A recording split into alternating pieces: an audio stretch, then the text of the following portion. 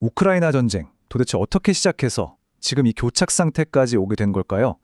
자, 지금부터 30년에 걸친 이 분쟁의 역사를 한번 따라가 보겠습니다. 소련이 무너진 직후부터 오늘날의 상황까지 이 복잡한 사태의 핵심을 하나하나 짚어보겠습니다. 자, 그럼 어떤 순서로 살펴볼 거냐면요. 먼저 분쟁의 씨앗이 뿌려진 1991년부터 시작해서 모든 걸 바꿔놓은 2014년의 전환점을 살펴볼 거고요. 그리고 전면 침공과 소모전 양상을 거쳐 마지막으로 이 전쟁이 남긴 어마어마한 대가까지 차례로 알아보겠습니다. 네, 첫 번째 섹션입니다. 모든 일에는 시작이 있겠죠? 소련이 붕괴하고 우크라이나가 막 독립했을 때 바로 그 시기, 앞으로 벌어질 이 끔찍한 갈등의 씨앗이 어떻게 심어졌는지 그 결정적인 20여 년의 시간을 먼저 들여다보겠습니다. 독립하고 나서 초기에는요, 양국 사이에 여러 중요한 약속들이 오고 갔습니다. 특히 눈여겨볼 게 바로 1994년의 부다페스트 양해각서인데요. 우크라이나가 우리 소련 시절 핵무기 다 포기할게 라고 하니까 그 대가로 러시아, 미국, 영국 같은 강대국들이 우리가 너희 안전을 지켜줄게 하고 약속한 거였죠. 이후에도 서로 국경을 존중하자는 조약도 맺었고요. 근데 이 시기 우크라이나 정치는요, 정말 말 그대로 줄다리기 그 자체였습니다. 이 슬라이드를 보시면 딱 감이 오죠. 어떤 대통령은 우리는 유럽이랑 친해져야 해 하면서 서쪽으로 나라를 이끌고, 또 다른 대통령은 아니야, 우리 뿌리는 러시아야 하면서 동쪽으로 방향을 틀고, 나라가 완전히 두 쪽으로 나뉘어서 끊임없이 흔들리고 있었던 겁니다. 그러다가 2014년 11월 결정적인 사건이 터집니다. 당시 친러시아 성향의 대통령이 유럽연합과의 협정을 그냥 걷어차버린 거예요. 바로 이 결정 하나가 수도 키이우에서 엄청난 대규모 시위, 바로 유로마이단 혁명의 불씨가 됐습니다. 자, 그럼 그 거대한 시위가 어떻게 그냥 시위로 끝나지 않고 진짜 전쟁으로까지 번지게 됐을까요? 이제 모든 걸 바꿔놓은 2014년 그 결정적인 전환점으로 넘어가 보겠습니다. 결국 시위는 수많은 사상자를 낸 유혈 사태로 번졌고, 야누코비치 대통령은 나라 밖으로 도망쳐버렸습니다. 갑자기 권력에 거대한 공백이 생긴 거죠. 그리고 러시아는 바로 이 순간을 놓치지 않았습니다. 이 혼란을 틈타서 러시아가 정말 번개같이 움직입니다. 갑자기 정체 모를 군인들이 나타나 크림반도의 주요 건물들을 장악해요. 나중에 푸틴 대통령이 사실 우리 군인들이었다고 인정했죠.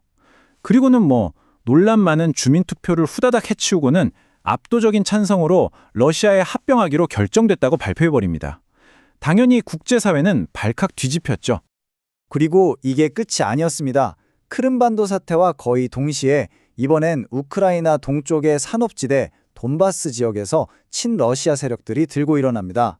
우리도 독립하겠다면서 인민공화국을 선포하고 무장투쟁을 시작한 거죠. 이때부터 8년 동안 이 지역은 사실상 전쟁 상태에 들어가게 됩니다. 그렇게 8년간 지지부진하게 이어지던 동부 지역의 분쟁이 2022년 완전히 새로운 국면을 맞이합니다. 러시아가 우크라이나 전체를 겨냥한 전면적인 침공을 시작한 겁니다. 침공 직전 푸틴 대통령이 이런 말을 합니다. 우크라이나 동부의 분리주의 공화국들을 독립국가로 인정하고 특별 군사작전을 시작하겠다. 그 목표는 우크라이나의 비무장화와 비나치화다. 여기서 비나치화라는 명분은 국제적으로 거의 인정받지 못했죠. 사실상 우크라이나는 러시아 역사의 일부라는 그의 시각을 드러낸 겁니다. 그래서 러시아가 세운 초기 계획이 뭐였냐면요, 정말 영화 같은 시나리오였습니다. 북쪽, 동쪽, 남쪽에서 동시에 밀고 들어가서 수도 키이우 근처 공항을 순식간에 점령하고, 거기로 병력을 쏟아부어서 수도를 포위한 다음 젤렌스키 대통령을 제거하거나 잡아서 친러시아 정부를 세운다. 며칠 안에 끝날 거라고 본 거죠. 하지만 현실은 계획대로 되지 않았습니다. 우크라이나의 저항이 상상 이상으로 거셌던 거예요.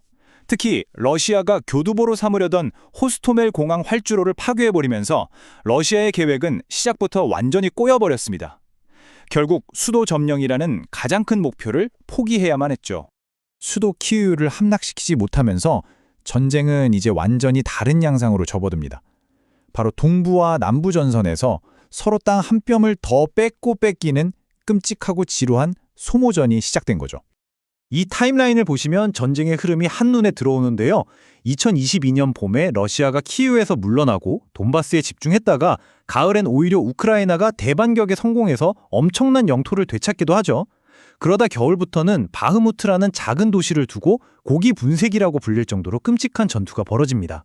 2023년 여름엔 우크라이나가 다시 남부에서 반격을 시도했지만 러시아가 파놓은 방어선에 막혔고 결국 2024년엔 전선이 거의 움직이지 않는 교착 상태에 빠지게 됩니다. 전황이 이렇게 교착 상태에 빠지자 우크라이나는 다른 전략을 쓰기 시작합니다. 바로 비대칭 전쟁이라는 건데요. 이게 뭐냐면요. 러시아가 수십억짜리 탱크나 군함을 끌고 오면 우크라이나는 몇십만 원짜리 FPV 드론이나 바다 위를 다리는 무인보트로 이걸 파괴해버리는 겁니다. 마치 다윗과 골리앗의 싸움처럼 작고 값싼 무기로 거대하고 비싼 적에게 큰 타격을 주는 거죠. 자, 이렇게 몇 년째 전쟁이 계속되면서 그 대가는 정말 상상을 초월합니다. 양국 국민들은 물론이고 전 세계가 함께 치르고 있는 이 전쟁의 비용, 그 무게가 과연 어느 정도일까요? 여기 숫자 1,000만이 있습니다. 이게 뭘 의미할까요? 바로 집을 떠나 피난민이 되거나 아예 나라 밖으로 망명한 우크라이나 사람들의 숫자입니다. 전체 인구의 4분의 1이에요. 한 나라 인구의 4분의 1이 삶의 터전을 잃었다는 뜻입니다. 군인 사상자는 더 끔찍합니다. 물론 이건 어디까지나 추정치고 양측의 주장이 달라서 정확한 숫자를 알기는 어렵습니다. 하지만 우크라이나 공식 발표만 해도 수만 명이고 러시아 측 사망자는 적게는 10만, 많게는 25만 명까지 추정됩니다. 이 숫자 뒤에 얼마나 많은 비극이 숨어 있을지 상상하기조차 어렵습니다. 그럼 왜 이 전쟁이 끝나지 못하는 걸까요? 이 표를 보면 그 이유가 명확해집니다. 양측의 요구 조건이 너무나도 달라요.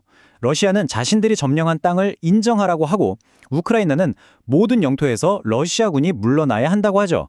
서로 한치의 양보도 없는 겁니다. 평화 협상 테이블에 마주 앉기조차 어려운 상황인 거죠.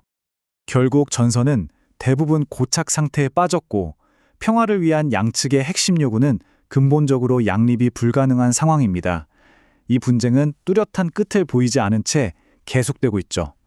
과연 이 수년간의 소모전 끝에 평화로 가는 길은 있기는 한 걸까요? 이 무거운 질문을 남기면서 오늘 이야기를 마무리하겠습니다.